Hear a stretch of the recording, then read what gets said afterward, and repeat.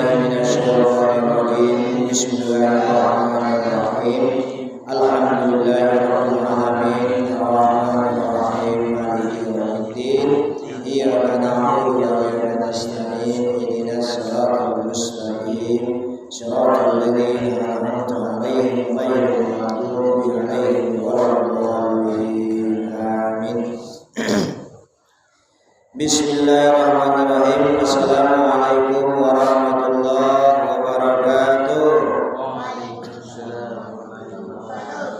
Alhamdulillahirabbil alamin. Puja dan puji serta rasa syukur kita sama-sama kita persembahkan kehadiran Allah Azza wa Jalla, yang mana pada malam hari ini kita masih diberikan Allah kesehatan, kelapangan waktu, sehingga kita masih dapat berkumpul di Masjid Al-Hidayah ini dalam rangka untuk pembelajaran Al-Quran kita. Mudah-mudahan apa yang kita pelajari di dalam Al-Quran ini senantiasa diberikan Allah hidayah kepada kita semua. Amin ya rabbal alamin. Salawat dan salam tidak lupa pula kita sampaikan kepada junjungan kita baginda Rasulullah Muhammad sallallahu alaihi wasallam, para keluarga dan sahabat-sahabatnya sekalian, dengan ucapan Allahumma sholli ala sayyidina Muhammad wa ala ali sayyidina Muhammad. Semoga kita mendapatkan syafaatnya di akhirat kelak nantinya. Amin. Allahumma ya amin. Kepada LPTQ Jamaah Masjid Al-Hidayah yang dirahmati Allah, sebelum kita lanjut pembelajaran Al-Quran kita, di sini sedikit kita mengkaji tentang bab pengertian Al-Quran. Apa itu bab pengertian Al-Quran?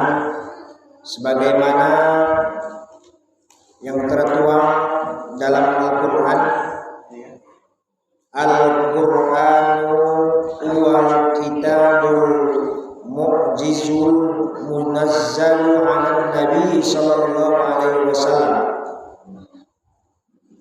al-maktubu fil masahibil manqulu alaihi bitawatiril muta'abbadah. Al-Quran adalah kalamullah yang mengandung mukjizat yang diturunkan kepada Nabi Muhammad sallallahu alaihi wasallam, yang termaktub dalam mushaf atau lembaran-lembaran yang diberi jilid, yang disalin dengan jalan mutawatir, yang membacanya bernilai ibadah. Itulah Al-Quran. Jadi siapa saja yang membaca Al-Quran, maka dia adalah dinilaikan ibadah. Dari definisi yang dikemukakan di atas dapat dirumuskan bahwa Al-Quran itu adalah yang pertama firman Allah yang diturunkan kepada Nabi Muhammad SAW melalui malaikat Jibril. Jadi Al-Quran itu diturunkan Allah kepada Rasulullah melalui malaikat Jibril. Yang kedua, Al-Quran itu berfungsi sebagai mukjizat. Makanya yang ada sampai sekarang mukjizatnya Nabi Muhammad SAW sampai hari kiamat yaitu Al-Quran. Sampai sekarang masih ada mukjizatnya Rasulullah itu, yaitu Al-Quran. Al-Quran yang kita baca ini adalah mukjizatnya Nabi, mukjizatnya Rasulullah SAW. Lalu yang ketiga, tertulis dalam mushaf. Mushaf itu artinya itulah dia kitab. Yang kamu baca, yang kamu buka-buka itu namanya mushaf. Mushaf Al-Quran. Lalu yang keempat disampaikan dengan jalan mutawatir. Mutawatir itu artinya yang sahih. Lalu yang kelima, bernilai ibadah bagi yang membacanya. Jadi setiap siapa saja orang Islam membaca Al-Quran dengan khusyuk, dengan baik, maka dia akan menjadi nilai ibadah. Jadi namun harus suci daripada hadas di dalam baca Al-Quran. Lalu yang kedua, macam-macam nama Al-Quran.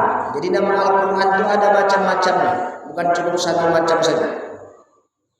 Al-Quran mempunyai beberapa nama yang kesemuanya menunjukkan kedudukannya yang tinggi dan luhur. Secara mutlak, Al-Quran adalah kitab samawi yang paling mulia. Namun lain dari Al-Quran adalah Al-Furqan, Az-Zikri, Al-Kitab, Al-Tanzil, dan sebagainya. Jadi nama-nama Al-Quran itu yang pertama Al-Quran. Itu nama Al-Quran. Sebagaimana yang dijelaskan Allah dalam Al-Quran, dinamai Al-Quran ialah karena di dalam kitab suci ini banyak kata-kata Al-Quran. Lalu nama Al-Quran itu juga Al-Furqan. Jadi nggak cukup satu, bukan hanya Al-Quran aja, Al-Quran, Al-Furqan. Dinamai Al-Furqan dengan alasan apa? Dengan alasan firman Allah, Tabarakalladzi nazzala al-furqana 'ala 'abdihi liyakuna lil 'alamina nadhira. Kata Allah dalam Al-Quran, Maha suci Allah yang telah menurunkan Al-Furqan. Jadi Al-Quran itu Al-Quran, Al-Furqan itu nama Al-Quran. Kepada hambanya siapa, yaitu Rasulullah. Agar dia menjadi pemberi peringatan kepada seluruh alam. Jadi Al-Quran itu diturunkan Allah bukan hanya kepada umat Islam, kepada umat-umat yang lain terdahulu. Karena apa? Karena Al-Quran itu adalah untuk peringatan kepada seluruh sekalian alam. Lalu berikutnya nama Al-Quran itu Az-Zikri. Az-Zikru, apa itu? Alasannya Az-Zikru berdasarkan firman Allah, Inna nahnu nazzalna dzikra wa inna lahu lahafizun. Sesungguhnya kamilah yang menurunkan Al-Quran, kata Allah, dan sesungguhnya kami benar-benar memeliharanya. Jadi Al-Quran itu Allah yang pelihara. Jadi kalau ada orang-orang munafik, ada orang-orang yang fasik ingin mendustakan Al-Quran, maka tidak ada yang bisa mendustakan Al-Quran dari mulai zaman Nabi sampai hari kiamat besok. Walaupun itu musuh-musuh Islam, tidak akan pernah bisa mendustakan Al-Quran. Pasti ketahuan. Karena yang menjaga Al-Quran itu adalah pemiliknya, yaitu Allah Azza wa Jalla. Lalu Al-Quran itu juga disebut dengan Al-Kitab. Alasan dinamai Al-Kitab berdasarkan apa? Berdasarkan firman Allah surat Ad-Dukhan ayat 1-3. Hamim wal kitabil mubin inna anzalnahu fi lailatin mubarakah.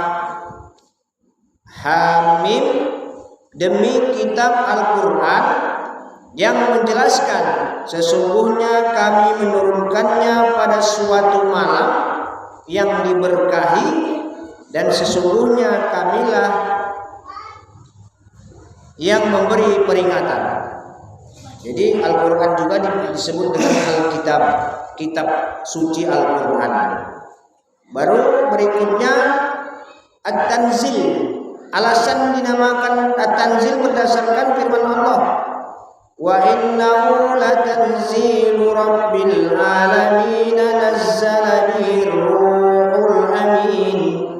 Dan sesungguhnya Al-Quran ini benar-benar diturunkan oleh Tuhan semesta alam, yaitu Allah Azza wa Jalla. Dia dibawa turun oleh Ar-Ruh Al-Amin, yaitu malaikat Jibril. Jadi perantara Al-Quran itu sangat luar biasa. Malaikat Jibril memberikan Al-Quran itu langsung kepada Rasulullah Sallallahu Alaihi Wasallam, yaitu wahyu yang disampaikan oleh malaikat Jibril tersebut. Nah, inilah nama-nama Al-Quran yang perlu kita ketahui. Ya, nanti kalau ditanya apa saja nama Al-Quran, tak tahu menjawabnya. Nama Al-Quran itu yaitu yang pertama Al-Quran, ya, Al-Furqan, baru Az-Zikri, baru Al-Kitab, baru At-Tanzil. Nah, itulah nama-nama Al-Quran. Nah, untuk itu